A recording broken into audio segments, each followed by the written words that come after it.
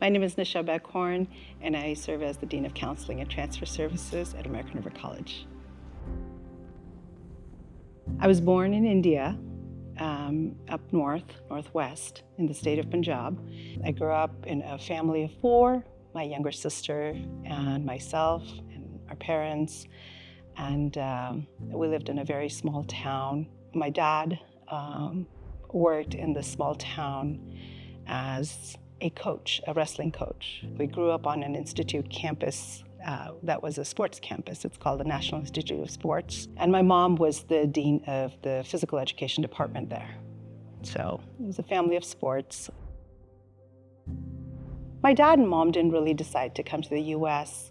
They were quite settled in India, right? They had their careers and they were really not looking at moving. But my mom's brothers lived in the US, and one of her brothers really wanted her to come here with the family and just, felt like there was more opportunity for the kids, even more than in India. And my sister and I were still young, we were still in school, and my dad said, I'm not going, I'm not leaving, I don't need to uproot my entire family and go to another country and try to figure it out. But then they kind of, I think, put our application on hold, and then it came up again, or maybe my uncle pushed a little bit for it to come up again, I don't know. And so we were again invited to go to the US consulate for immigration in '92.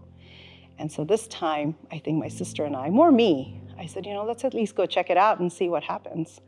So my mom and dad, I think, just thought, sure, if our daughters want to go see it, we'll go check it out. And so that's how we moved here. Born in India, as a girl, it was not expected that you had to go to college, you had to have a career. It was okay not to have a career. It was not okay not to have an education. But my parents, I look back and they've always raised my sister and I to be very independent. My dad and mom always said to us, you need to go into careers. When I came here, I wanted to go into medicine. And the reason I wanted to go into medicine was because I wanted to work with people and I wanted to help people.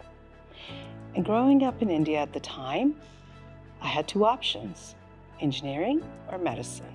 And I thought medicine was my thing. So when I came here, I started all my pre-med classes, and that is exactly how I ended up taking all these science courses here, is because I was taking pre-med, although I was a psychology major. And then I got my first job as a student help in DSPS. And many of my students were blind. And teaching mathematics to a student who's blind is a challenge for me, but you can only imagine what it is for the student who is blind, right? The student who's trying to learn. So I learned with the students I tutored, and I realized it was very rewarding, very, very rewarding. And it just felt like I just fell into the right place. And then I started thinking, do I really want to go into medicine? Or do I want to do something else here? And working in DSPS, I saw counselors day in and day out, meeting with students with disabilities, providing accommodations, supporting them, doing personal counseling, disability-related counseling. It felt so holistic. And I thought, this is really what I want to do. And then I started asking questions, how do I do this? And I was told, well, you can go into the grad program. And so that's how I changed my major and my goal. And then eventually I became a DSPS counselor. That was my first counseling position. And when I got into counseling and started working, I realized that is exactly where I needed to be. Community is so important. I look back 31 years, right, in this country, and I think when I came to ARC, that was the first thing I looked for. There weren't too many students here who were of Indian origin or came from India. There were very few of us. What worked for us at that time was international students. There were quite a few students from many different countries who had come here. And at that time, we had an international student club. I remember walking in to see if I can meet new people and get to know them. And slowly we built those relationships and became friends. American River College and its community gave me a lot of strength a lot of support.